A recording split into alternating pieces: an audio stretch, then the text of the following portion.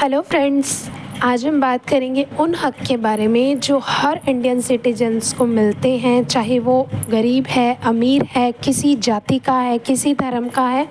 हर Indian citizens को वो सारे हक़ दिए जाते हैं जिन्हें हम कहते हैं फंडामेंटल राइट्स। ये सिर्फ बुक में मेंशन चीज़ें नहीं हैं, बल्कि रियल लाइफ में हमारी डेमोक्रेसी की बैकबोन है। इंडियन कॉन्स्टिट्यूशन, भारत का संविधान, इसमें हमें 6 फंडामेंटल राइट्स दिए गए हैं जो पार्ट 3 आर्टिकल 12 से लेके 35 में लिखे गए हैं। इन राइट्स की वजह से ही हर सिटीज़न अपनी फ्रीडम अच्छे से एंजॉय कर रहे हैं और गवर्नमेंट भी लिमिट में काम कर रही है।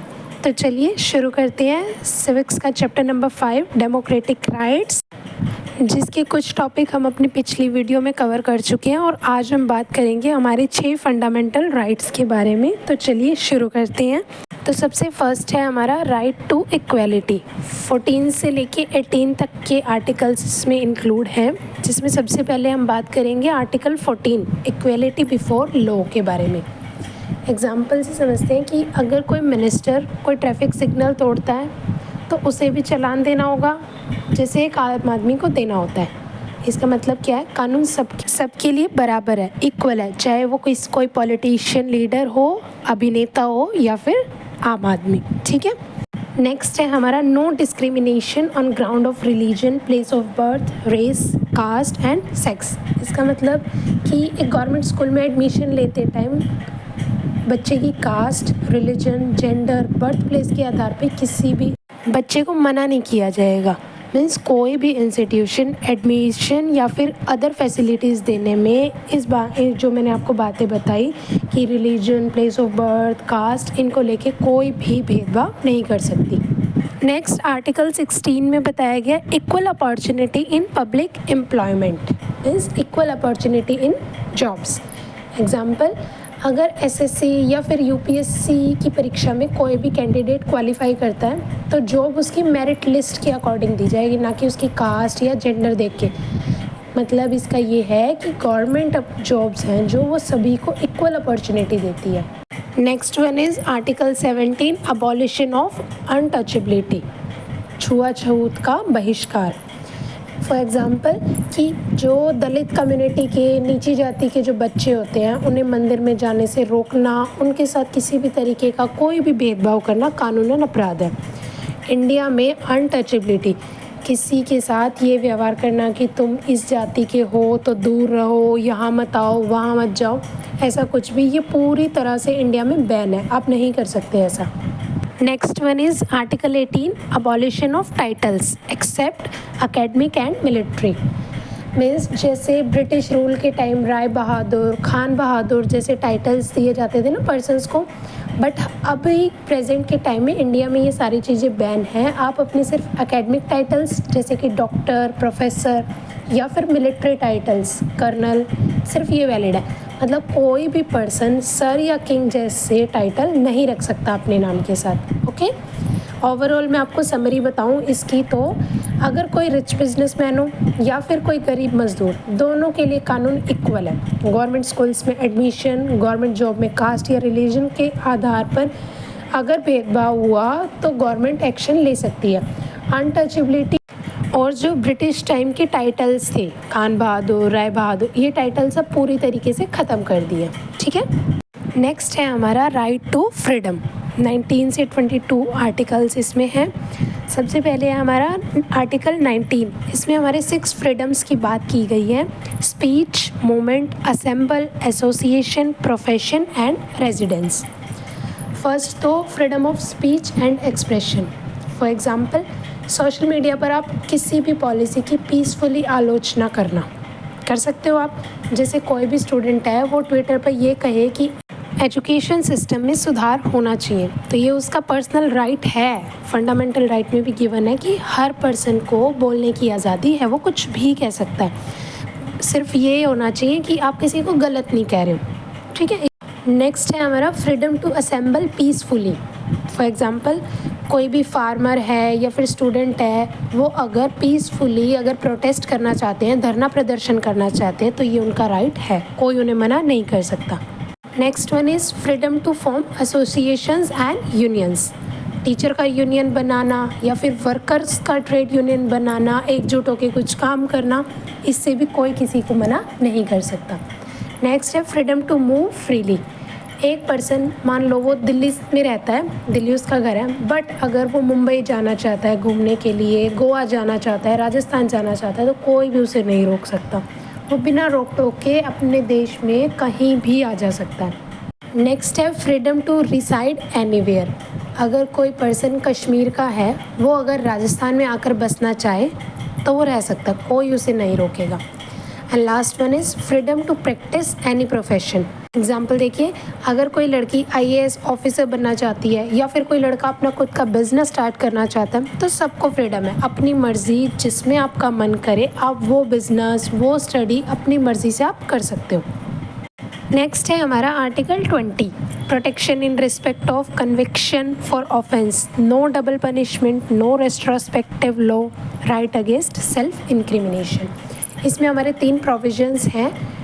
सबसे फर्स्ट है एक्स पोस्ट फैक्टो लॉ, जिसका मीनिंग है कि किसी पर्सन को उस क्राइम के लिए सज़ा नहीं दी जा सकती जो उस टाइम पे अपराध नहीं था जब उसने वो काम किया था। ठीक है, मीन्स टू कानून पीछे की तारीख से जो लागू रेट्रोस्पेक्टिव है वो नहीं हो सकता।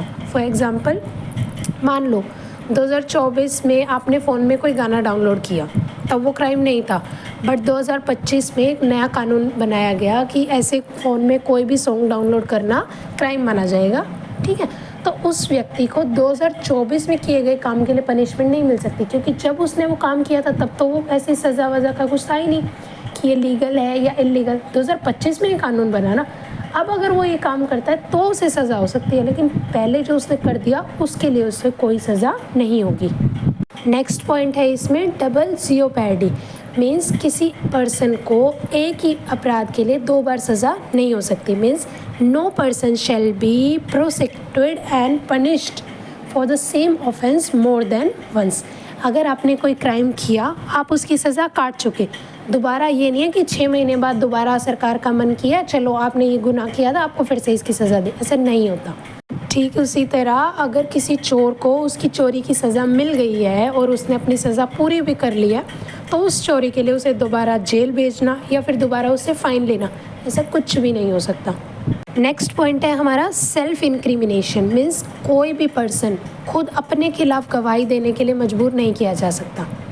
ओके, यानी जो एक्यूज्ड है उसको खुद के खिलाफ कन्फेशन करने के लिए पुलिस या कोर्ट मजबूर नहीं कर सकती। एग्जाम्पल से समझते हैं, पुलिस किसी भी कल्प्रिट को ये नहीं कह सकती कि तुम मान लो कि तुमने मर्डर किया है, बट जो साइंटिफिक एविडेंस हैं जैसे कि DNA test, blood sample, fingerprint, ये लिया जा सकता है क्योंकि ये सेल्फ इंक्रिमिनेशन नहीं माना जाता। नेक्स्ट है हमारा article 21, right to life and personal liberty, means कोई भी जो व्यक्ति है वो कानून के अनुसार प्रोसीजर के बिना आज़ादी से वंचित नहीं किया जाएगा। ओके, सुप्रीम कोर्ट ने इस राइट को बहुत ही व्यापक बनाया है, मीन्स हर पर्सन को अपनी एक डिग्निफाइड लाइफ जीने का राइट है कि वो अपनी एक फ्रीडम भरी ज़िंदगी जी सकता है, इज़्ज़त के साथ अपनी ज़िंदगी जी सकता है, किसी तरीके की उस पर कोई बाउंडेशंस नहीं लगाई जाएंगी। ठीक है, एग्जाम्पल से समझते हैं, क्लीन इन्वायरमेंट, ये हर पर्सन का राइट है कि वो एक क्लीन इन्वायरमेंट में रहे। इसके लिए दिल्ली में पोल्यूशन को काफ़ी हद तक कंट्रोल करने के लिए गवर्नमेंट ने CNG बसेस कंपलसरी कर दी कि आपको CNG बसेस ही चलानी पड़ेंगी।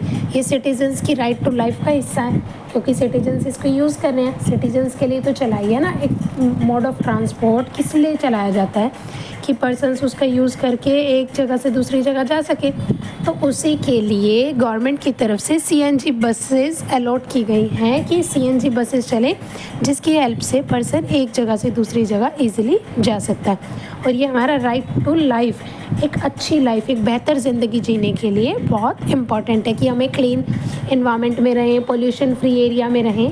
इसलिए इसी आर्टिकल में एक हमारा personal liberty means right to privacy, हर सिटीज़न को पर्सनली ये राइट है कि वो अपनी कितनी इन्फॉर्मेशन किसी के साथ शेयर कर सकता है, कितनी गुप्त रख सकता है, गोपनीय बोलते हैं वो। तो सुप्रीम कोर्ट ने 2017 में ये कहा था कि मोबाइल डाटा, आधार, लाइफ, ये प्राइवेट रहना चाहिए क्योंकि ये भी प्राइवेसी का ही एक हिस्सा है। ठीक है। एक है राइट टू फूड, भी हमारा इंक्लूड है इसमें। मिड डे मील स्कीम्स जो गवर्नमेंट के थ्रू स्टार्ट की गई है, इसमें बच्चों को खाना खिलाया जाता है, ये भी आर्टिकल 21 के अंदर ही इंक्लूड किया गया है।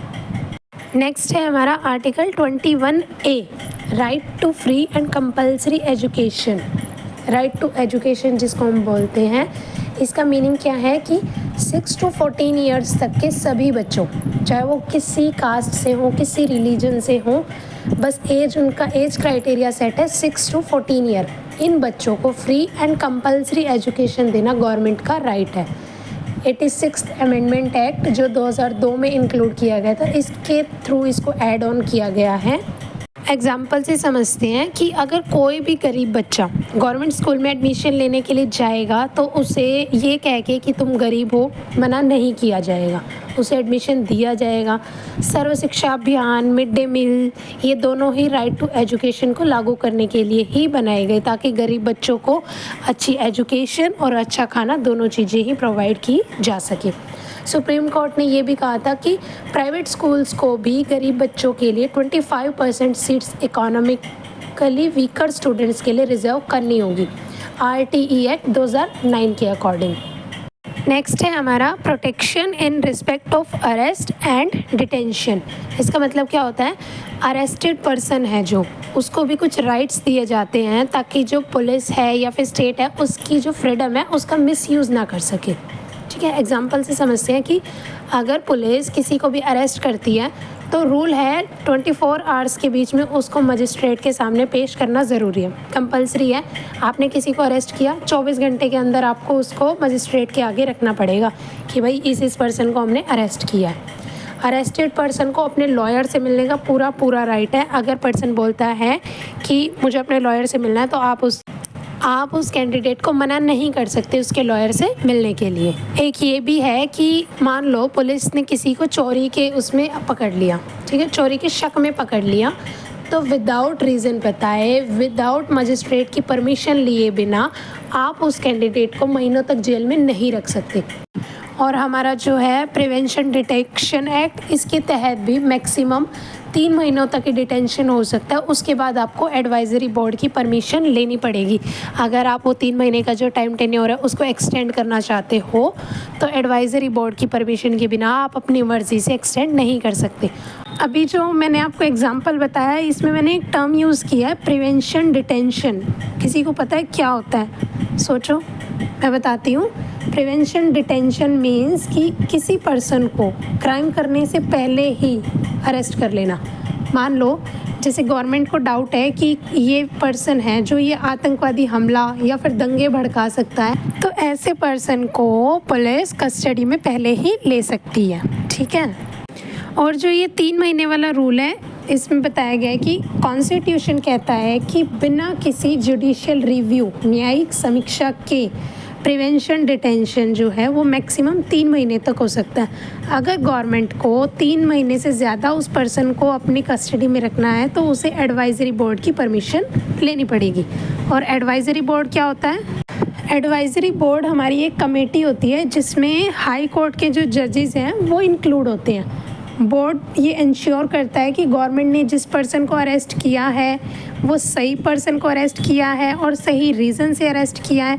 अगर एडवाइज़री बोर्ड ये कहे कि ये अरेस्ट जस्टिफाइड है, मीन्स सही है, तो डिटेंशन बढ़ सकता है। और अगर बोर्ड ने ये बोल दिया कि आपका जो ये अरेस्ट है ये गलत है, कि आपने गलत पर्सन को अरेस्ट किया है या फिर गलत रीज़न से अरेस्ट किया है, तो पुलिस को उसी टाइम उस पर्सन को छोड़ना होगा। नेक्स्ट है हमारा article right against exploitation. Article 23 and 24 इसमें इंक्लूड है। सबसे फर्स्ट है 23, prohibition of human trafficking and forced labour. इसका मतलब कि आप किसी पर्सन से ज़बरन काम, फोर्स्ड लेबर, ज़बरदस्ती काम करने पे आप किसी को मजबूर नहीं कर सकते। ह्यूमन ट्रैफिकिंग यानी वीमेंस की, बच्चों की खरीद करना, बेचना, ये सब इलीगल है। बेगर मीन्स बिना मजदूरी का काम, मतलब फ्री फंड में किसी को आप पैसे दे नहीं रहे हो, फ्रीली उससे काम करा रहे हो, तो ये भी बैन है। रियल एग्जांपल से समझते हैं। अगर कोई शॉपकीपर या फिर कोई फैक्ट्री ऑनर लेबर से ज़बरदस्ती बिना पैसे दिए काम कराता है तो ये आर्टिकल 23 का उल्लंघन है, इसके खिलाफ उस पर सज़ा हो सकती है। अगर कोई पर्सन गरीब बच्चों को गांव से शहर लेके आता है और बंधुआ मजदूर, बंधक जिसको बोलते हैं, वो बना के काम कराता है, तो ये भी एक प्रकार का क्या है, वायलेशन। ह्यूमन ट्रैफिकिंग केसेस जैसे लड़कियों को अवैध धंधे में धकेलना, ये उनसे गलत काम कराना, बहुत सारे एग्जांपल्स हैं इस चीज़ के, ये भी क्या है, आर्टिकल 23 के खिलाफ। नेक्स्ट है article 24, prohibition of child labour below 14 year in hazardous means खतरनाक जॉब्स। 14 साल व उससे कम उम्र के जो बच्चे हैं उनको किसी भी हजार्डियस बिजनेस, फैक्ट्रीज, इंडस्ट्रीज में काम नहीं कराया जा सकता। एग्जाम्पल से समझते हैं कि जो क्रैकर फैक्ट्रीज़ होती है जहाँ पटाखे बनते हैं, ग्लास इंडस्ट्री आदि जो भी हैं, अगर यहाँ पे 10 साल का बच्चा अगर यहाँ काम कर रहा है तो ये आर्टिकल 24 के खिलाफ है। इसके खिलाफ उसके ऊपर सज़ा हो सकती है, सुनवाई हो सकती है। और गवर्नमेंट और एनजीओ जब चाइल्ड लेबर को छुड़ाकर किसी स्कूल में भेजते हैं, ये 24 आर्टिकल को लागू करना है। सुप्रीम कोर्ट ने यहाँ तक बोला है कि बच्चों से खतरनाक जॉब्स में काम कराना चाइल्ड राइट वायलेशन है, जिसके तहत आपको सज़ा सुनाई जा सकती है। नेक्स्ट है हमारा right to freedom of religion. 24 से लेकर 28 तक आर्टिकल इसमें इंक्लूड हैं। फर्स्ट है article 25, freedom of conscience and profession practice propagation of religion. इसका मतलब हर नागरिक को अपना धर्म मानने और उसके प्रचार करने की पूरी फ्रीडम है। जैसे कि कोई भी हिंदू है वो मंदिर में पूजा कर सकता है, और मुस्लिम लोग मस्जिद में जाकर अपनी नमाज पढ़ सकते हैं, ईसाई चर्च में जा सकता है। कोई भी पर्सन अपने धर्म का प्रचार करना चाहता है तो कर सकता है, बट कंडीशन है वो किसी को ज़बरदस्ती मजबूर नहीं कर सकता कि आप वो धर्म अपनाओ। ठीक है। नेक्स्ट है हमारा article 26, freedom to manage religious affair. इसका मतलब कि हर धर्म को अपनी रिलीजियस इंस्टीट्यूशंस जैसे कि मंदिर, मस्जिद, गुरुद्वारा, चर्च, ये चलाने का पूरा राइट है। ये जो संस्थाएं हैं अपने रिलीजियस मैटर खुद डिसाइड करती हैं, खुद अपने रूल्स बनाती हैं। एग्जाम्पल से समझते हैं कि गुरुद्वारे में जैसे अपने फ़ंड इकट्ठे करते हैं वो लोग, उसके बाद वो फ्री लंगर प्रोवाइड करते हैं, हर गुरुद्वारे में होता है। गवर्नमेंट इसमें कोई इंटरफेयर नहीं कर सकती कि आप क्यों कर रहे हो या किस लिए कर रहे हो, ऐसा कुछ नहीं। कोई भी मंदिर है वो अपने रिचुअल कैसे होंगे, किस तरीके से कौन सी पूजा होगी, ये वो खुद डिसाइड करेंगे। गवर्नमेंट का इसमें कोई इंटरफेरेंस नहीं है। नेक्स्ट है article 27, no tax for promotion of any religion means सरकार किसी भी सिटीजन से टैक्स लेकर किसी धर्म का प्रचार नहीं कर सकती। ठीक है, यानी पब्लिक मनी का इस्तेमाल किसी पर्टिकुलर रिलीजन के लिए होगा तो ये गलत है। एग्जाम्पल से समझते हैं कि गवर्नमेंट मंदिर बनाने के नाम पे सिटीजन से कोई टैक्स नहीं ले सकती, और अगर कोई स्टेट ये कहे कि हम सब लोगों से टैक्स लेंगे और सिर्फ एक धर्म का प्रचार करेंगे तो ये अनकॉन्स्टिट्यूशनल होगा, मीन्स संविधान के खिलाफ होगा। नेक्स्ट है हमारा article 28, no religious instruction in government funded institutions की गवर्नमेंट स्कूल में धार्मिक शिक्षा, रिलीजियस इंस्ट्रक्शन नहीं दी जा सकती। लेकिन प्राइवेट या माइनॉरिटी इंस्टीट्यूशंस अगर गवर्नमेंट जो हेल्प है वो नहीं ले रहे हैं तो वो रिलीजियस टीचिंग दे सकते हैं। ठीक है, एग्जाम्पल से समझते हैं कि केंद्रीय विद्यालय में बच्चों को कोई भी धार्मिक पाठ पढ़ाना संविधान के खिलाफ है, बट अगर कोई प्राइवेट क्रिश्चियन स्कूल जो पूरी तरह से सेल्फ फंडेड है वो ब्राइब की यानी उस धर्म की नॉलेज दे सकता है स्कूल में। नेक्स्ट है cultural and educational rights, article 29 और 30। आर्टिकल 29 है protection of language, script and culture of minorities means कोई भी सेक्शन ऑफ सिटीज़न है जिसकी अलग अपनी लैंग्वेज है, अपना कल्चर है, वो उसको प्रोटेक्ट करने का राइट रखता है। ठीक है, किसी एडमिशन या एजुकेशन में किसी भी religion, race, caste, language, culture के आधार पर किसी को भी रोका नहीं जा सकता कि आप इस कल्चर से बिलोंग करते हो तो आप यहाँ एडमिशन नहीं ले सकते, आप इस रिलीजन के हो तो आप ये काम नहीं कर सकते, ऐसा नहीं है। एग्जाम्पल से समझते हैं, अगर तमिल स्पीकिंग लोग दिल्ली में रहते हैं तो वो अपनी लैंग्वेज, अपने कल्चर को प्रमोट करने का पूरा राइट रखते हैं। नागालैंड की जो नागा ट्राइब्स है वो भी अपनी लैंग्वेज, अपने रिचुअल्स को प्रोटेक्ट कर सकते हैं। नेक्स्ट है article 30, right of minorities to establish and administer educational institution. इसका मीनिंग क्या है? रिलीजियस और लिंग्विस्टिक माइनॉरिटी को अपने एजुकेशनल इंस्टीट्यूट यानी स्कूल कॉलेज बनाने का, उसको चलाने का पूरा राइट है।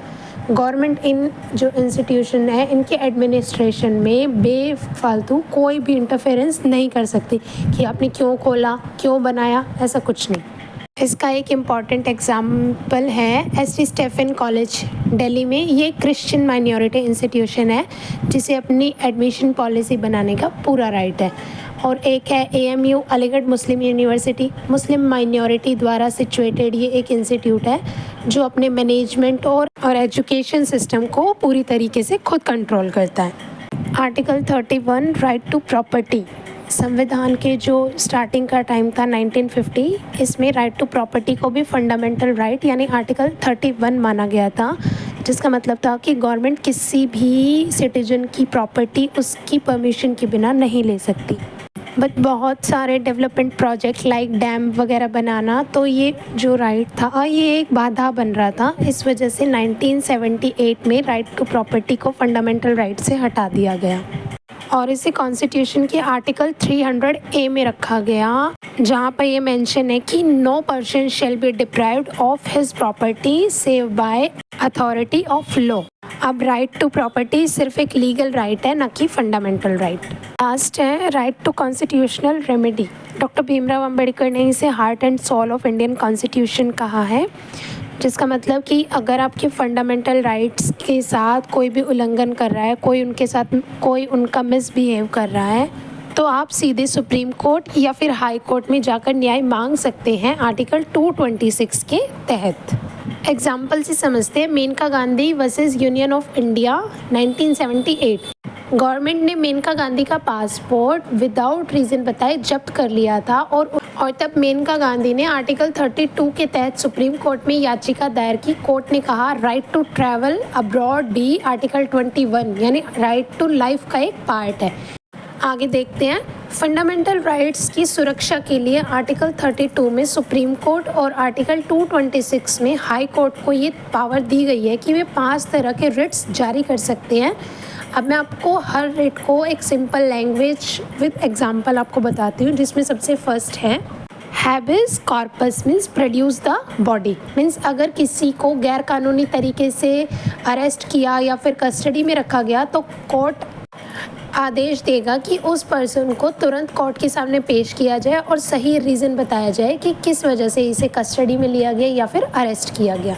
एग्जाम्पल से समझते हैं, मान लो पुलिस ने किसी पर्सन को 5 दिन से विदाउट कोई रीज़न बताए, विदाउट एनी FIR दर्ज किए उसको थाने में बंद किया रखा है, तब उसके परिवार वाले सुप्रीम कोर्ट या हाई कोर्ट में हैबिस कॉर्पस की याचिका लगा सकते हैं। कोर्ट पुलिस से जवाब मांगेगा और गिरफ्तारी अगर अवैध हुई मीन्स इलीगल हुई तो तुरंत उस पर्सन को छोड़ने के आदेश देगा। ठीक है।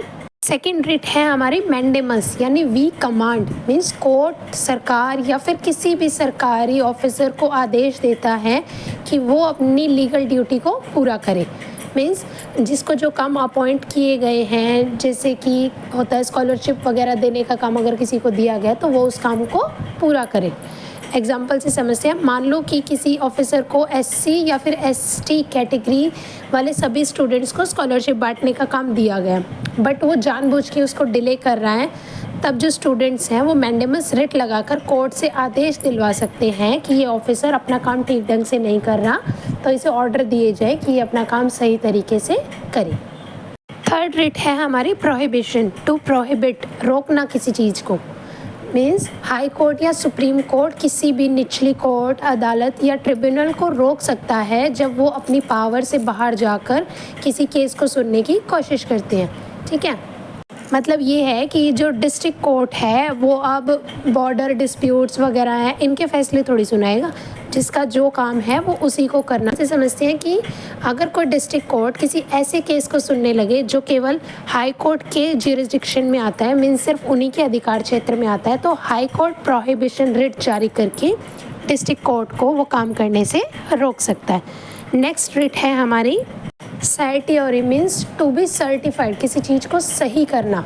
हायर कोर्ट या सुप्रीम कोर्ट किसी भी निचली अदालत या फिर ट्रिब्यूनल है जो उसका फ़ैसला रद्द कर सकती है अगर वो कानून के खिलाफ या फिर ज्यूरिसडिक्शन से बाहर जाकर फ़ैसला लिया गया है। तो एग्जाम्पल से समझते हैं कि अगर कोई ट्रिब्यूनल किसी पर्सन पर कोई अवैध जुर्माना लगाता है, मीन्स इलीगल फ़ाइन लगा देता है, जबकि उसके पास ऐसा करने की कोई पावर नहीं है, तो सुप्रीम कोर्ट उस रिट जारी करके उस आदेश को कैंसिल कर सकता है।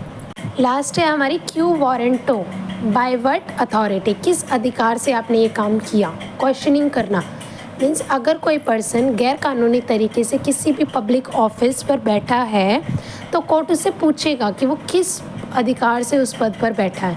एग्जाम्पल से समझते हैं कि मान लो किसी यूनिवर्सिटी का जो वीसी है वो यूजीसी की क्वालिफ़िकेशन के बिना ही अपॉइंट किया गया है, तब कोई भी नागरिक क्यू वारंट और रिट लगाकर उससे वो सवाल पूछ सकता है और कोर्ट उसे पद खाली करने का आदेश दे सकता है।